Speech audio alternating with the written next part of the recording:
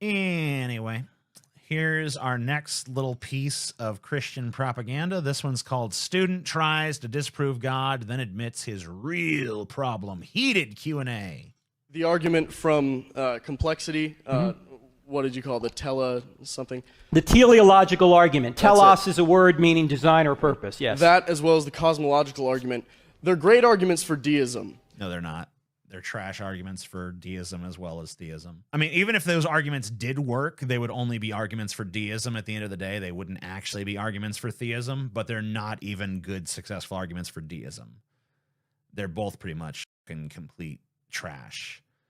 So the cosmological argument is basically just like the first cause bullshit. And the teleological argument is basically just the fucking blind watchmaker argument. Those are probably the two like examples you'd see of those.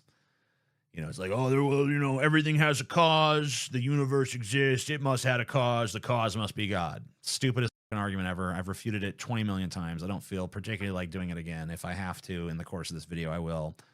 Teleological is like, everything is complex. Complexity had to come from somewhere. Must be God. So they're both just trash and dumpster fire garbage arguments for fucking like low IQ morons to fucking latch onto, but whatever. And yeah, even if they were true, they would only be deistic arguments. They wouldn't fucking say anything about the veracity of the Bible. Sort of cause. But all it boils down to is an argument from ignorance, which, as you probably well know, is a logical fallacy. Honest answer. Honest. If Christianity were true, would you become a Christian? Well, I have to preface this by saying I would believe it was true if there was evidence for it, but I would not be a Christian. Why not? Welcome back, everybody. The video that we're about to... Oh, fuck. Hey, if you like this clip, you might like the full stream, which I do every Sunday, more or less, over on the Pessimist Productions Patreon, link down below. Thank you kindly. I didn't know it was going to be like this. I thought we were just going to watch the fucking Q&A. I didn't know we were going to be here with fucking Christian Bale's latest fucking Civil War character. I don't know. Why the fuck, man? Oh no. And they always have this fucking fake ass bookshelf full of shit they've never read behind them to convince me there's some kind of intellectual too. I hate this. To watch almost feels scripted because of the way that this student perfectly repeats the dominant. I mean, if it almost feels scripted, maybe it is. Maybe what we're dealing with is an audience plant. Like, you know that's a thing, right? Like, if I was some kind of fucking grifting ass huckster religious fuck giving a fucking speech and I wanted to fucking get a fucking win against an atheist, I know I can't get a win against a real one, so I'll just fucking plant a fake one in the audience to be like, to just say the shit I want him to say, and then I'll be like, ah, got him. Atheistic mantras in response to the alternative explanation. He seems to have so thoroughly taken in the Kool-Aid to have swallowed it completely, hook, line, and sinker. I love how belief that there is a magical fucking dude in the sky controlling all of existence is somehow like the reasonable position, and the guy that's just like, I don't think that's true, has like drank the Kool-Aid. How fucking dumb can we be? All right, let him cook. Let him cook. I'll let him cook. If you'll allow me to connect an idiom to an insinuation that there's something cultish in this dogmatism and narrowness. The dogmatism of not believing in our invisible sky man. Take that stupid hat, shave off that You know what? I could actually use your mustache, dude. Because I got this beard and no mustache, and apparently that's a fucking big no-no. So I need to borrow your mustache. So let me just take that off of you. Put it right here. You're saying, I don't know how this came to be, therefore we're going to accept this statement. So you really can't be intellectually honest if you're saying, from a philosophical standpoint or even a scientific standpoint, that this is proof that a God exists, because you're simply saying, I don't know, and then jumping to, well, okay, it must be this. You're saying that this is a God of the gaps argument. That's what you're trying to say. Okay, exactly. That's not what we're saying. Let me give you just 2 minutes on this. You see this? This is an amoeba, something the Darwinists say we all evolved from. And notice an ancestor of the amoeba. Yeah. Now notice it doesn't say made by Yahweh, or made by natural forces on it, right? Yes. So always the scientist is going to have to make an interpretation. In other words, science doesn't say anything. Scientists do. But this was considered no big deal back in Darwin's day. This was considered to be a blob of protoplasm, and maybe natural forces could come together and put this together, and through natural selection we could all be here. There's no need for a designer, in other words. Today we know that that's not the case. In fact, inside of this little amoeba is something that clearly has the marks of design. In order to show you this, I got to take you to your breakfast table. How many people in here like alphabet cereal? Let's suppose you want to have a bowl of alphabet cereal. You're a teenager. You come downstairs to have a bowl of alphabet cereal, and you see that the cereal's knocked over on the table, and right in the middle of the table, the letter spelled, "Take out the garbage, Mom." What are you going to say? Yeah, that's great. Anyway, we did not evolve from amoebas. We share a common ancestor with amoebas. So that's not true. Just wanted to point that out. Assume the cat knocked the box over? Earthquake shook the house? No, you're going to say that that's intelligent design from an intelligent being, Mom. Do we just lack a natural explanation when we see "take out the garbage, Mom"? We do. We know exactly what happened there. We know that Mom came and arranged those letters just so. Because we know that human beings have the capability to do that. And it says right there who did it. It's signed by Mom. We know who fucking did it. Why she chose to spell it out with alphabet cereal instead of just being like, "Tyler, take out the fucking trash." Like, we know exactly how this happened. This is just a fucking stupid, another variation on the blind watchmaker thing where the person comes upon a fucking watch on the beach and is like, "Well, we know this watch was designed, but how come these equally complex, this equally complex biome all around us wasn't designed?" It's like, because we know that human beings are the ones that make watches. We've already approached the situation with the knowledge of that. And even if the person in the hypothetical example doesn't fucking know that, we do. We, the reader or the listener, know that. So we're already starting with this built-in bias, this built-in understanding of what a watch is, how a watch is built, where watches are built, why watches are built, what the function of a fucking watch is. Or is that positive evidence for an intelligent being? Well, it's positive evidence that Mom says take out the fucking trash and decided to do it in an overly cutesy way. It's not evidence of anything else. Well, in and of itself, it's not evidence for intelligent being. We can make the inference. It is. It's evidence of Mom arranging stuff on the table. Because it's a natural process. Wait, hold on. What was that?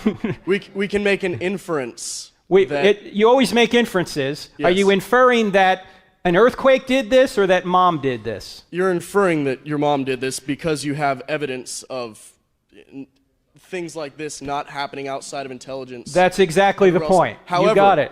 With the universe, we only have one universe. Yeah, I mean, if every organism was had the stamp of God on it, and it said "I made this, love Jesus," then maybe this argument would fucking make some semblance of sense. But since that's not the case, this is dumb. We understand that there are many complex things in the universe, right? We understand that. And we understand that some of those things were created by man and some of those things were not. And the things that were not, yeah, you can posit as a possible fucking explanation that they were created by an all-powerful being. That a powerful being just said, "I will create these things. I will make these things." Or you can look at what all the scientific evidence supports, that these things came about over an extended period of time through the natural interaction of different physical processes. Different distributions of matter and energy interacting with each other in ways that are going to, over a long enough time span, lead to complex formations of matter and energy. We know that God didn't shape the planets. We know that they were pulled together by the force of gravity, right? Well, maybe God made gravity. Yeah, or maybe it's just a fucking inherent property of the universe. And the thing that always just completely undercuts this whole God explanation is that the very thing that we're trying to explain is complexity. Oh, well, if it's complex, then it needed to be created. Well, then what about God? Wouldn't God have to be more complex than any of this stuff to have the attributes that these people claim he does? Of course he would. So then who created him? Well, he doesn't need a creator. Why not? He's complex. If everything complex must have a creator, then why would God not need a creator? Well, he just always existed. Well, maybe the fucking laws of physics always existed. Hold on. I'm not done. Okay, Okay. I'm just saying that this is evidence of intelligent design, and you agree with that. Sure. Okay. Well, if this is intelligence or evidence of an intelligent design, then DNA must be as well. No. The fucking thing on the table that says take out the garbage, Mom, we don't know that that was put there by Mom because it's complex. We know it was put there by Mom because it's fucking signed Mom. And we know when we see letters arranged that a human being fucking did it. We know that not because of how complicated it is, but because it shows intentionality. It shows that there was an entity that fucking came in and arranged things just so. We know that because it's fucking part of our knowledge. It's already there. We understand that a human being fucking spelled it out and signed it, and it has a specific meaning and a specific message that applies to a specific situation. We don't know it was created because it was complex. We know it was created because it's obvious that it was created. It's self-evidently created. Because you see, DNA... The DNA strand is not self-evidently created. At least it was not self-evidently created by a being that possesses intentionality. It was self-evidently created by a long evolutionary process. We already have this explanation. We've already figured this out. Science has already sussed out the details of this shit. is a message like take out the garbage, Mom, but in a human being, it's 3 billion letters long. So if something that's 15 letters long requires an intelligence, then something 15 billion letters or 3 billion letters long requires an intelligence. Okay. Well, I will once again reiterate the same exact point I just made a moment ago. If everything that is complex needs to have a creator behind it to explain it, then how do you explain the complexity of God? How come God is the exception to this rule? You say, well, maybe it started simpler. Like maybe it started in an amoeba. The problem in an amoeba has 1,000 volumes of an encyclopedia worth of information in it. The simplest code is thousands of volumes long. So if take out the garbage, Mom shows there must be an intelligent being. So we didn't start with amoebas. Amoebas were not the first organisms on the earth. The first organisms on the earth were most likely simple single-celled microorganisms that appeared around 3.5 to 4 billion years ago. The exact nature of these earliest life forms is subject of ongoing research and debate, but they were probably akin to modern prokaryotes, which include bacteria and archaea. These early organisms would have been anaerobic, not requiring oxygen to live, and capable of surviving in the harsh conditions of the earth, which had a very different environment than today's. And these bacteria would have been incredibly simple compared to modern day bacteria. Now, would they have still been complex? Yes. But guess what? There are all sorts of interactions in chemistry that lead to complicated results. And guess what the size of the fucking laboratory was in this instance? It was the size of the fucking universe. We're talking about the entirety of the universe. All these different fucking planets, all circling around all these different stars. We're talking about trillions upon trillions upon trillions and maybe more. Maybe we need to go to numbers beyond the trillions to even describe the amount of planets and fucking stars that there are in the universe. In a laboratory that big, don't you think that it's conceivable that the exact right chemical interactions would have happened somewhere to create life? Maybe life is extraordinarily rare. Maybe the shot of it happening is 1 in like 10 to the 10th power or some crazy shit. But it happened here. It happened here on this planet.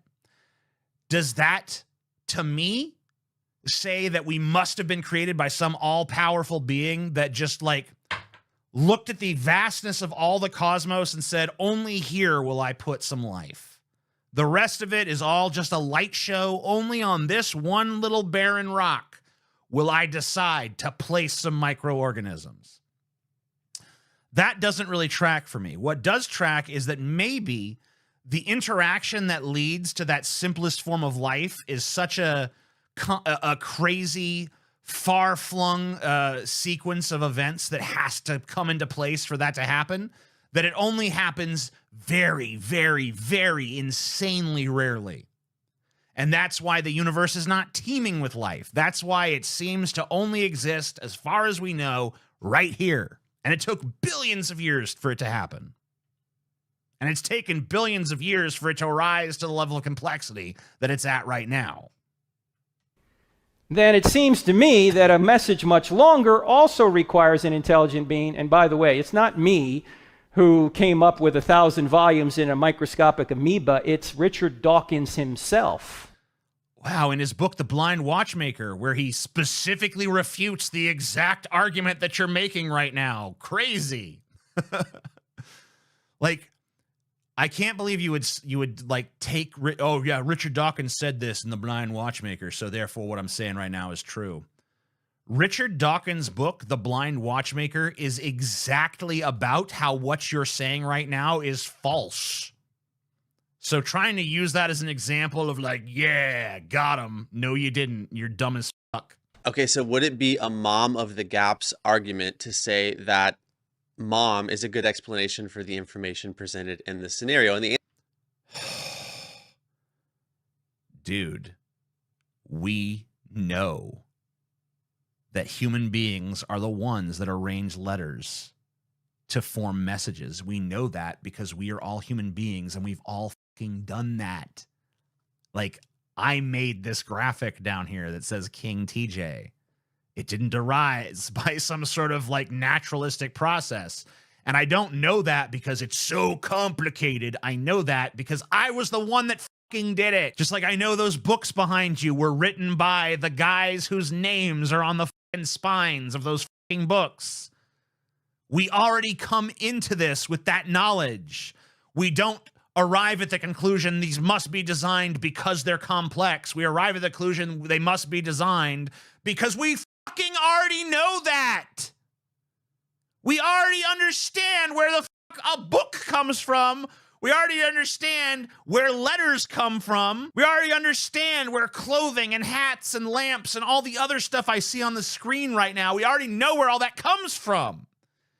It's created by human beings. We know that. We don't know it because, oh, it's so complex, something must have made it. We know it because we're the ones who fucking make the shit. Are you fucking dense? Are you just a complete fucking numbskull? Is this really fucking beyond you? answer is obviously no. Now, there's more that's coming that's going to connect this, because I'm anticipating a potential response to what I've just said here. There's more that's coming, but let's first establish that as a foundation. With that being said, let's dive back in. When we infer to design, we are not creating a God of the gaps argument here. We are saying that we have positive evidence for intelligence. No, you don't. You just flatly don't, Haas. Sorry. My only problem here is extraordinary claims require extraordinary evidence. Take out the garbage mom isn't all too extraordinary, but an entire universe you're attributing to a creator for which there's no evidence, for which you've said is outside of time, outside of space, isn't made of matter. Right. So you're trying to prove what is in its nature unprovable. Okay, so two thoughts here. First is that the goalposts have moved. The original argument has now shifted into a second argument that is also... What? The argument advanced into new territory? I thought they should have just argued the same exact point over and over again. I can't believe that we're actually going to fucking proceed forth into a new argument. That's crazy. What an unprecedented thing. What a breach of decorum. Also, just such a well-trodden path. How many subscribers does Dillard have? Let's see. This better not be depressing. Oh, it's depressing as fuck. 546,000 fucking subscribers. Oh my God. We're fucked as a species. This is horrible. Extraordinary claims require extraordinary evidence. So, fair enough. But what's interesting is that he admits here that a whole universe is far more extraordinary than a single sentence, take out the garbage from mom. So I don't know if he realizes it, but it's almost as if he is implicitly acknowledging the far more extraordinary evidence that exists within the universe than in his sentence, which is the point that he's trying not to make. In other words, he's accidentally batting for the other team here, but there's more still yet to come. We're just laying a few stones to get us to a particular direction. There's All right. Lay the stones, man. Lay them down for me. more to come. Let's dive back in. Why is it unprovable? Where are you? The like to dislike ratio makes me hopeful. Oh, I didn't check that out. Oh yeah, that is better. I mean, there's still more likes, but I mean, at least there's a significant amount of pushback. Like, no, this is dumb. So at least some of humanity might still have a working brain in their heads. Using spaceless, timeless, immaterial things right now. Like what? The laws of logic. True, but they're conceptual. They are conceptual, but they're not just conceptual. In other words, they would exist even if no humans existed. They in and of themselves are conceptual, but for them to be applied, there has to be a physical being, a physical mind to, make the computations and apply the laws of logic. Well, of course, you have to have a mind to apply the laws of logic, but the laws of logic exist even if no minds existed on the earth, right? So they're not just human conceptions. They are grounded in a mind, you're correct. What mind? The immaterial, spaceless, timeless mind. If space, matter, and time had a beginning, what caused it? I don't know.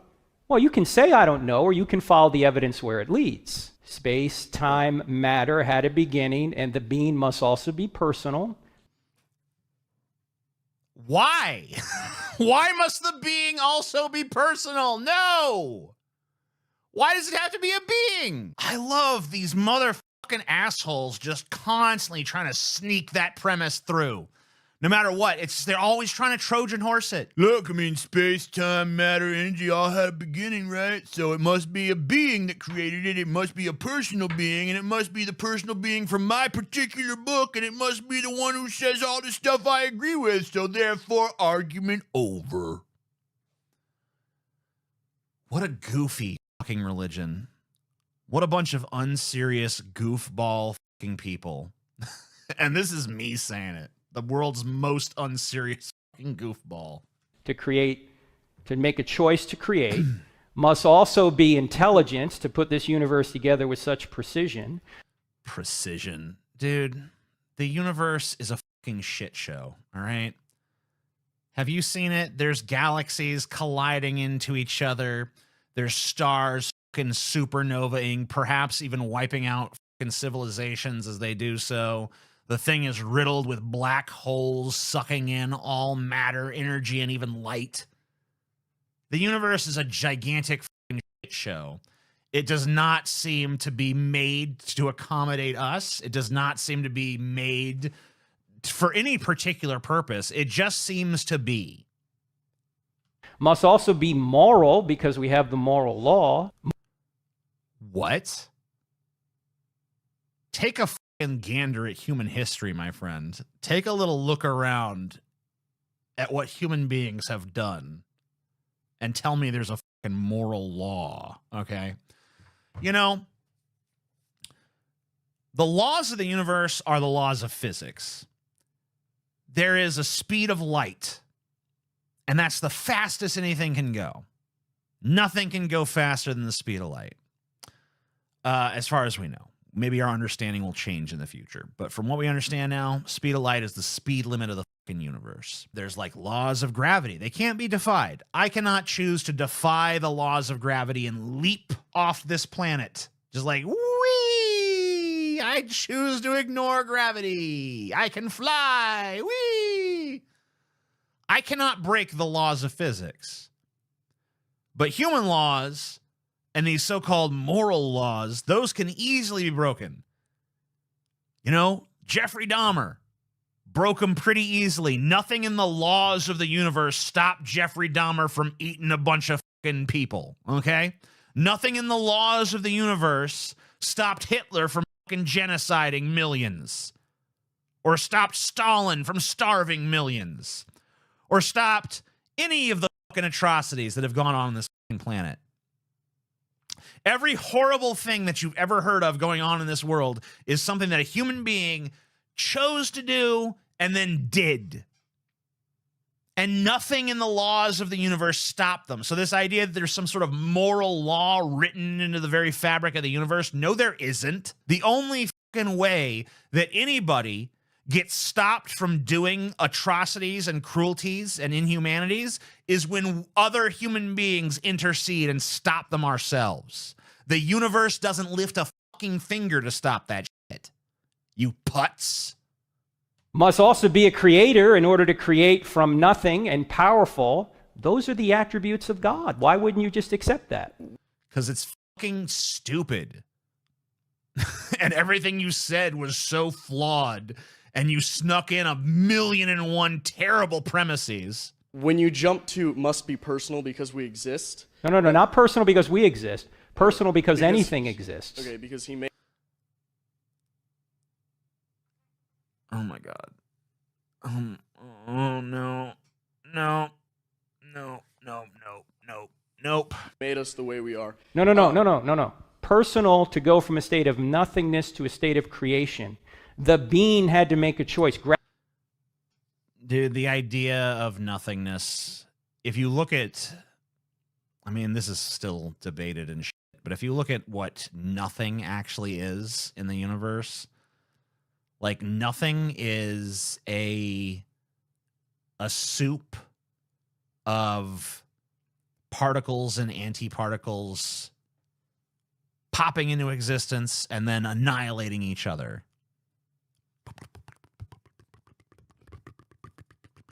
Now, I don't pretend for a second that I understand what the fuck that means, but that's what's really going on when we actually look at nothingness, when we look at the void. It's full of, like, potentiality. It's full of things that want to be but just don't quite have the energy to be. So there is no real nothingness in the fucking, sense that human beings think of it. The total absence of anything at all. That doesn't seem to exist. Well, of course it doesn't exist. It's nothing. But we can't find it. There's no evidence that there was ever just absolute nothingness. It seems to me that there's always been something. Gravity doesn't make choices, right? Okay. So I'm still not. That's right. Gravity doesn't make choices. Neither do any of the other forces you're talking about. And yet they formed a universe. They didn't do it through conscious effort. They didn't do it through design. They didn't draw it out on a fucking blackboard like a human being does. These things arose through naturalistic processes over billions and billions of fucking years. And science has shown that. There's not a debate here anymore. The fact that I have to say this to a grown fucking man at this point in human history is fucking an embarrassment, dude. It's fucking silly. There is a fucking battle going on right now on this planet between complete and utter pulled out of humanity's ass superstition and science, reason, logic, and evidence. And somehow superstition keeps fucking winning. Hopefully not for long. Hopefully one of these days humanity is going to look around the world, look at the evidence, look at science and say, the God hypothesis really doesn't have much merit. But for now, it seems like the majority of people still turn to this Bronze Age superstitious myth, and they just update it a little for the modern world. Personal How being. it actually lines up logically. It seems like kind of a jump just based on wishful thinking. It all boils down to an argument from ignorance. I don't know. No. So this has to be No. Will, it's not an argument from ignorance. There's positive evidence. All right. No, there's not. No, there's not. We're done. There's not positive evidence. Shut up. You're a fucking lying sack of shit. You're a huckster. You're a grifter. You don't even believe the shit you're saying. Or if you do, you're fucking not even worth my time. The end.